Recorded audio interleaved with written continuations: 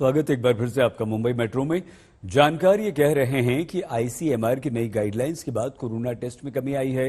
अब टेस्टिंग लक्षण उभरने पर ही किसी की जांच हो रही है, किसी के संक्रमित संपर्क में आने से नहीं। और कमी का कारण कोरोना संक्रमितों की संख्या पर पड़ा है। लेकिन हमारे देश में ज्यादातर जगहों पर पॉजिटिविटी रेट काफी बढ़ गया। अब सवाल यह है कि अगर कोरोना के साथ आंकड़ेबाजी का खेल खेला जा रहा है तो असली स्थिति हमारे देश में कोरोना की क्या है।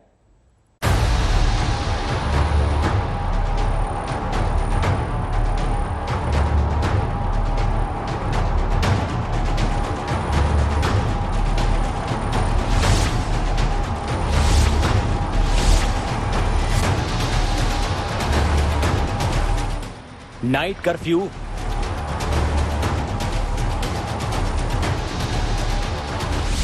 वीकेंड कर्फ्यू,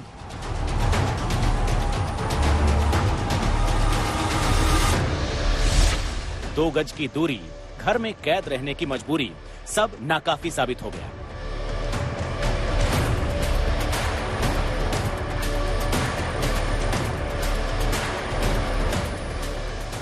पिछले 4 दिनों से देश पर कोरोना संक्रमण की ढैया चल रही है, यानी औसतन 2.5 लाख केस आ रहे हैं और इस ढैया में हर दिन 200 से 400 लोग मारे जा रहे हैं।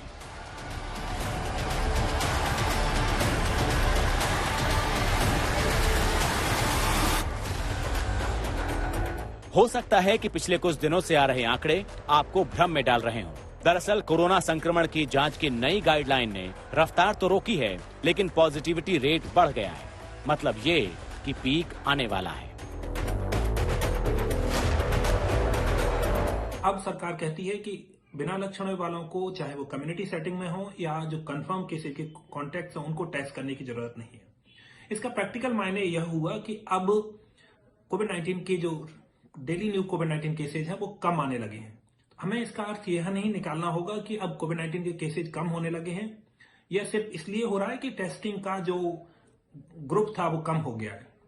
इस स्टेज पर ऑफ पेंडेमिक पर, जब इस पेंडेमिक की इस स्टेज पर जब टेस्टिंग की पॉलिसी में बदलाव हुआ है, तो डेली न्यू कोविड-19 केसेज एक सही पैरामीटर नहीं है पेंडेमिक को ट्रैक करने का।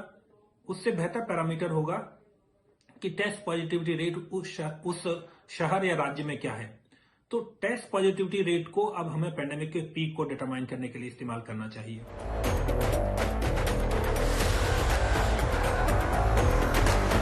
पिछले एक हफ्ते के अंदर भारत में कोरोना संक्रमित मरीजों की संख्या में 40% की बढ़ोतरी हुई है। देश में एक्टिव मरीजों की संख्या 16 लाख से ऊपर हो गई है। फिर भी अगर हम ये मान लें कि देश में कोरोना संक्रमण का पीक जा चुका है, तो ये हमारी भूल है। भारत में कोविड हमारे अंदाज से फरवरी के अंत तक लगभग समाप्त हो जाएगा। सर, राज्यों को लेकर आपकी जो रिसर्च है उसमें कौन कौन से राज्य हैं जो पीक को पार कर चुके हैं और किनको आप ज्यादा प्रभावित अभी देख रहे हैं? अभी कोई राज्य, बड़ा राज्य में निश्चित रूप से कोई अभी पीक को पार नहीं किया है, लेकिन अगले एक हफ्ते में कई राज्य हमारे अनुसार अपनी पीक को पार करेंगे। उनमें बिहार, उत्तर प्रदेश या कई अन्य राज्य भी शामिल हैं। जनवरी के आखिरी हफ्ते में देश में कोरोना संक्रमण का पीक होगा। आईआईटी कानपुर के सूत्र मॉडल के हिसाब से यही रिपोर्ट है।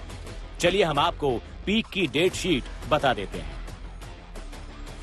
देश में कोरोना संक्रमण का पीक 23 जनवरी तक आएगा, जिसमें करीब 7,20,000 केस रोजाना आने की बात कही गई है। हालांकि कोविड टेस्ट को लेकर नए नियमों के आने के बाद ये स्थिति आंकड़ों में 4 लाख केस प्रतिदिन दिखाई दे सकती है।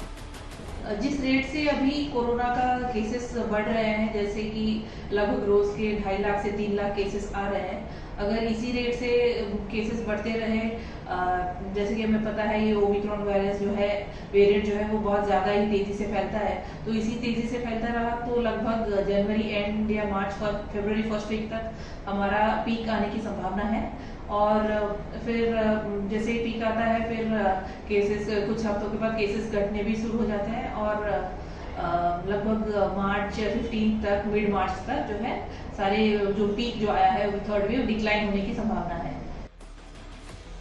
देश के महानगरों के बारे में सूत्र मॉडल का आकलन अभी तक सटीक नहीं रहा है।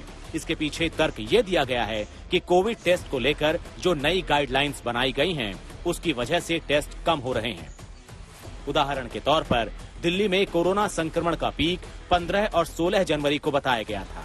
सूत्र मॉडल के आकलन के हिसाब से 45,000 मरीज पीक के समय आने थे, लेकिन पीक के समय संक्रमित मरीजों की संख्या करीब 28,000 के आसपास ही रही। मुंबई में कोरोना का पीक 12 जनवरी आंका गया था। कोरोना के केस को लेकर ये आकलन करीब 72% तक सही पाया गया। कोलकाता में संक्रमण का पीक 13 जनवरी बताई गई थी और ये आकलन करीब 70% तक सही साबित हुआ था। बेंगलुरु में कोरोना संक्रमण का पीक 22 जनवरी को आएगा। आकलन है कि उस दौरान 30,000 केस प्रतिदिन आएंगे। एक्सपर्ट्स का ये मानना है कि घटते हुए कोरोना वायरस के नंबर्स को देखकर हम ये बिल्कुल भी कंक्लूड नहीं कर सकते कि पैंडेमिक खत्म हो रहा है। जब से Indian council of medical research के गाइडलाइंस बदले गए हैं, तब से पूरे देश में बहुत ही कम टेस्टिंग हो रहे हैं। ऐसे में सिर्फ पॉजिटिविटी रेट को देखकर ही ये बताया जा सकता है कि इस समय हमें रिलीफ मिलेगा या और भी केसेस इंक्रीज होंगे और हॉस्पिटलाइजेशंस और डेथ्स इंक्रीज होंगे। सूत्र मॉडल ने दूसरी लहर के दौरान सटीक भविष्यवाणी की थी। हालांकि तब कोरोना संक्रमण की लहर को काबू करने या मरीजों की पहचान करने के लिए ज्यादा से ज्यादा टेस्टिंग पर जोर दिया गया था। राज्यों को लेकर जो आकलन अब सामने आया है, उनकी तारीखों में फेरबदल नहीं हुआ है, लेकिन केस के मामले में बदलाव है। जैसे बिहार में संक्रमण का पीक 17 जनवरी यानी आज है और करीब 18,000 केस आने चाहिए थे, लेकिन स्थिति में बदलाव दिखा है, केस कम है। इसी तरह से उत्तर प्रदेश में संक्रमण का पीक 19 जनवरी को आना है।